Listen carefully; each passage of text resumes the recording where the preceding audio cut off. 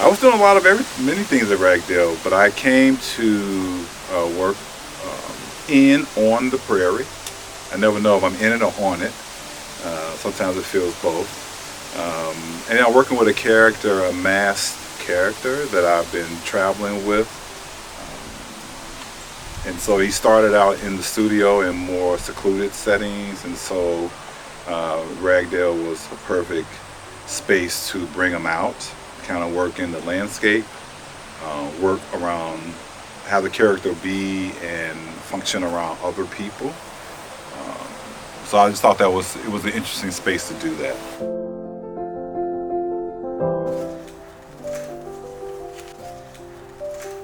I'm trying to kind of refract the colonial perspective, or and interrupt and disrupt the colonial perspective with using maps and letters and other archival material, and putting different either shapes or kind of blocking some things, and the shapes and silhouettes kind of allude to colonial problematic past.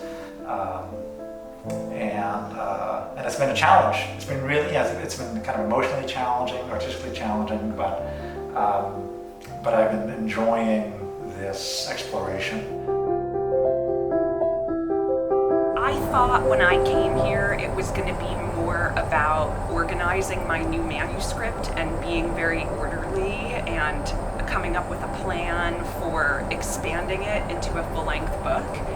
And what ended up happening was my work pulled me in another direction, and I feel like my job as a writer is to go wherever the writing is taking me. Like, so if it wakes me up at 1 a.m, that's also my responsibility. I have to go to it. So I ended up generating all this new material, which was really exciting, and I sort of had to give up my original plan in a way. I was like, wait, there are new poems coming out. And the amazing thing for me here is, like, I'm sort of like almost thinking about vectors. Like, art has become the center of my days, which it isn't. In my regular life, it's like teaching or parenting is the center of my days. So art became the center of my days.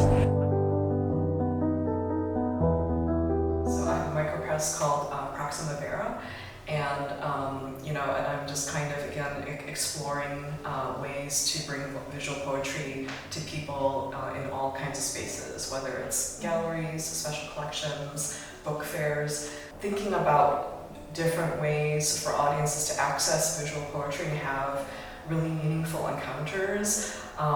Thinking about it requires an expansive amount of space and time. I definitely found that here, but what I've also found has been a really wonderful collaborative community of people who are just extremely curious, extremely generous, and just really, really, we all really inspire one another.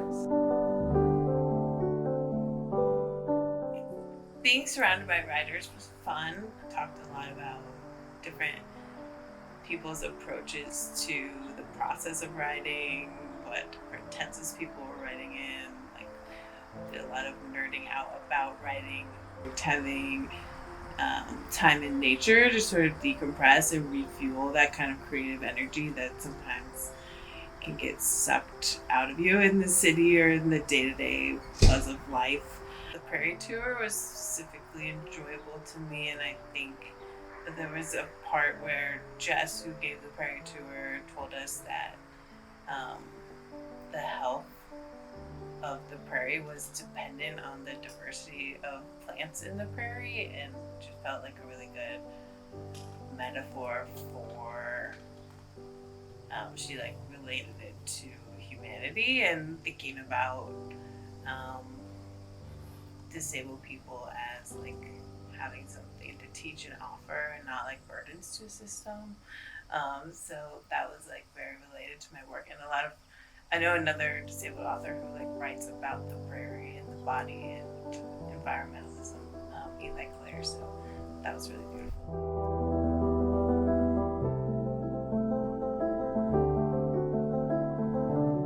I would sit here here every morning, have my coffee, read a chunk of or a whole book of poetry and just absorb that, and then move into writing.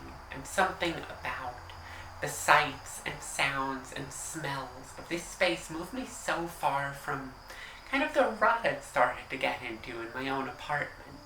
There were times when I was trying to write back there, and it would take me days to get a single draft done. And here, I was writing a draft almost every day, and that was a really incredible feeling. And I think being in here with, novelists, playwrights, and particularly visual artists, because the project I'm working on is so based in, the work of visual arts, which is not my home. This is not the kind of work I do. It was really an opportunity to get to work with people whose actual day-to-day thought space is what I'm now writing about.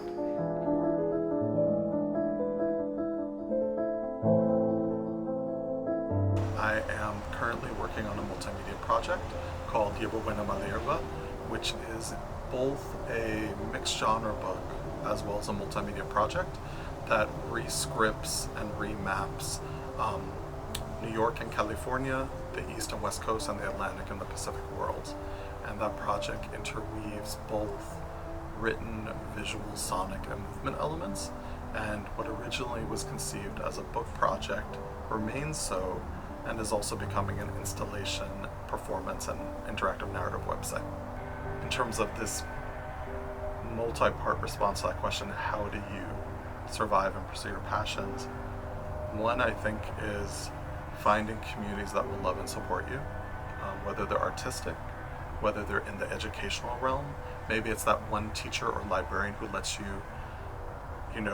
hang out away from the bullies. Whatever it is that gets you through, whether it's art, whether it's community, whether it's organizing, whether it's certain literature, to find some kind of touchstone that grounds you, and to also find people that you can be your full self with, all your identities, all your passions, all your truths, and to reach out to those people and nurture those relationships. Find those places where you might belong or where you feel more whole.